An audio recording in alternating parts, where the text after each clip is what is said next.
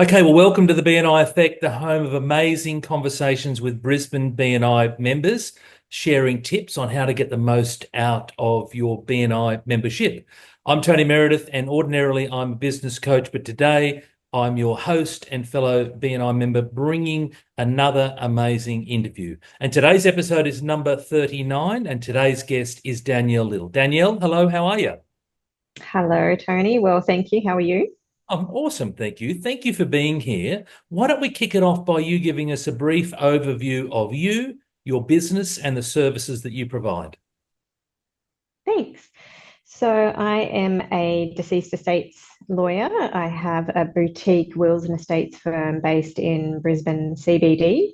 So, we provide to clients a service where we can help people through the difficult time of administering a deceased estate when someone has passed away, and also help people with any estate disputes that might arise in an estate as well. So we essentially specialise in all things post-death.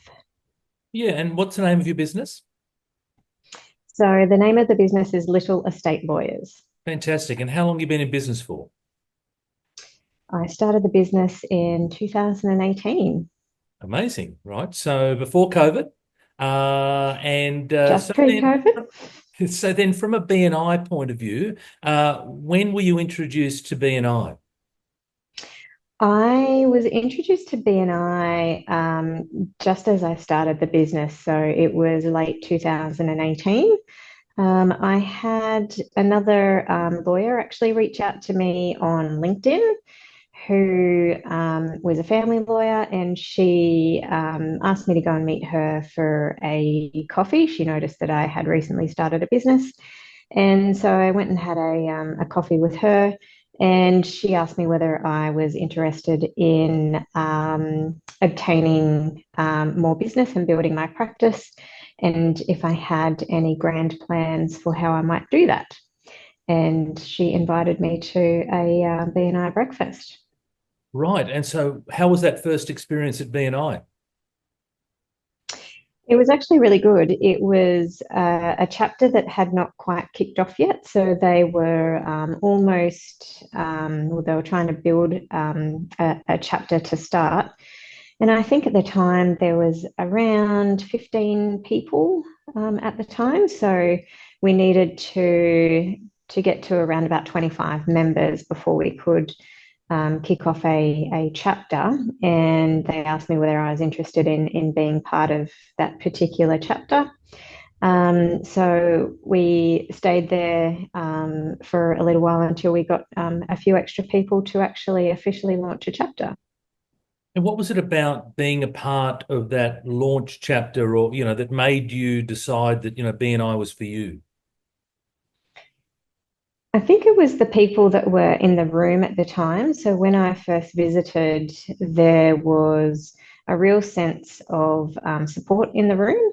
There were people that had been through a very similar experience to me with just starting a business. There were also people that had had their business for quite some time as well. So there was a really nice mixture of people in the room.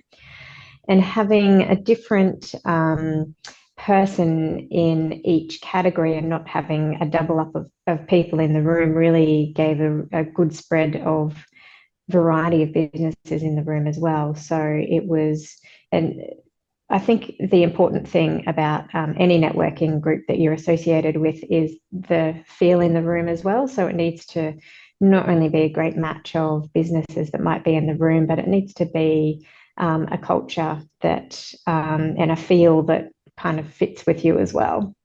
So it felt right? It was a little bit It of, did. hand in glove type scenario, which is excellent. So how has Yeah. being part of a BNI chapter influenced your approach to networking? It's made me realize how important that networking is and how important it is to build relationships. So I had been in a previous life when I was working at a law firm myself. A lot of the networking things were, the drinks essentially, drinks and nibbles, and there was always kind of a social aspect to it as opposed to a more serious We're actually here to try and do business type thing. So it really made me realize the importance of building relationships and getting to know the other people in the room and the other people that you might want to deal with, so that you have someone that you trust and so that people trust you to look after anyone that they might refer. And how does BNI support you to be a better networker? I think providing the opportunity to be able to speak at a meeting every week, I think that's a really important thing. It really makes you learn how to succinctly advertise what it is that your business does. So it provides you with some confidence that when you go into other environments, you know how to tell people what it is that you do. And yeah, I think, sorry, I just lost my train of thought there, what I was That's going to say. okay. And so that's really about crafting your elevator pitch, right? If you happen to be stuck in an elevator with the key person that you want to talk to in that sort of 30 seconds, how are you able to, quickly be able to craft that? And it's interesting that you say that ability to speak, Danielle, because, and we've been doing this now, 39 episodes, but a lot of the people that I've got the pleasure of speaking to by doing this podcast have all said the same thing, that even though they went into BNI for the commercial reality, they learned all these other skills along the way, and that confidence in being able to, speak and sort of share a succinct message seems to come up consistently with the people that I talk to. Yeah. Excellent. How do you measure your success of your participation in BNI? So we have a system where we log all of the inquiries and referrals that come into the firm. So every year I'll sit down and go through basically a report that shows me where all of the business is coming from in the firm. And that's a really good way to help me see how much work I do have come through the BNI network. When I sat down and did that last year, it was about 65% of the work that came into my firm came through BNI. So I thought that was a really great number. I think it's an excellent number. Congratulations. How has your business evolved since joining BNI, and what role has networking played in that growth? I think it's evolved in terms of streamlining our practice as well, a little bit more. We were a specialised wills and estates firm, so we sort of did all things that were wills and estates related. But as the business has grown, we've been able to kind of really refocus what it is that we concentrate on, because we do get the type of work that we really ideal like to do, which is all things that are post death related. So we've been able to streamline just recently in that way, and that's all through building the relationships to obtain the type of work that is really our area of expertise. And what advice would you give to new BNI members to make the most out of their membership? So I think the advice that I would give to someone is to really engage in the network, because although you're a member of an actual chapter and you're getting to know all of the people within that room, it's such a wide network. So going and seeing other chapters, learning about what other people do in other rooms, and having people understand what you do as well throughout a wider variety of chapters is really worthwhile. And it's an international organisation, so depending on what type of business you have, there can be networks that you can easily develop through BNI from all over the world. I've had one-to-ones with people that are in the UK. I've had a one-to-one with people in Italy. And I've even had referrals come from those people that I've connected with overseas, who might have something that is a Queensland estate issue that they need someone to look after. And it also gives me the opportunity to know people when I do have an estate where there is something that has an overseas connection. I've got people that I can refer to. Amazing. And even in Brisbane, across Brisbane, there's something like, 30, high 30s, perhaps 40 odd chapters in Brisbane. So yes, BNI is a global organisation, but even if you stayed local, there's still that opportunity here in Brisbane. And like you said, yes, you're part of a chapter, but it's about getting out and about and really starting to, make yourself be known in other chapters, but also see who else is in other chapters and how could you potentially help them. Exactly. And it's really nice when someone comes to you and they have a particular service or product that they might need. And you know you've just got this vast array of people that are at your fingertips that you can say to them, oh, I know this person, and introduce them and assist with them getting the product or the service that they need. You're a connector. It feels good to be able to connect, people to your contacts. Well done, Danielle. What's next for little estate lawyers?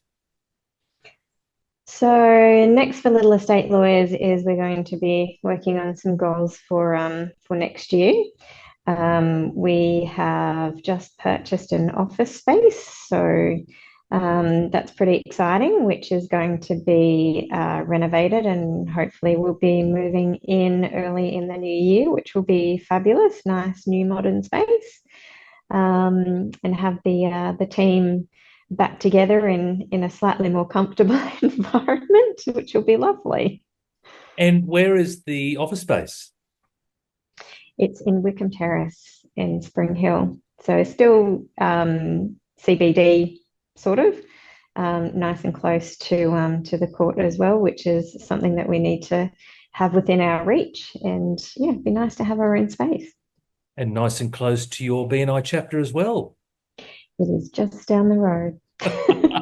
Very good. And so by the time this episode airs, which will be in the new year, you should have been in your new office. Fingers crossed. Fingers crossed. Amazing.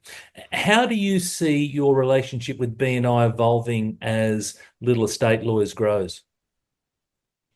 I think that the